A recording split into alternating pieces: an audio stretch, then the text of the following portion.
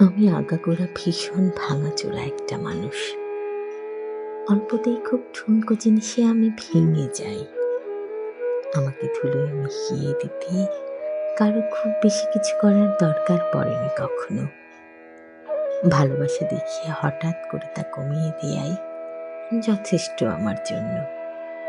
আমি সহজেই কোনো কিছু মেনে নিতে পারি না।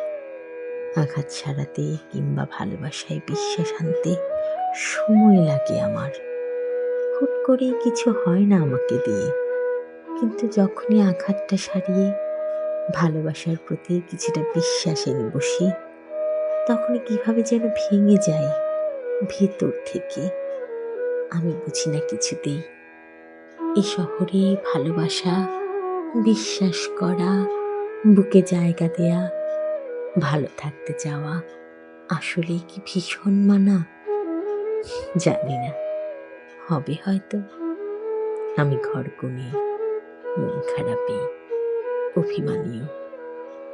হ্যাঁ, আমি জানি আমি অন্যরকম। আর ৫টা মানুষের মতো নই।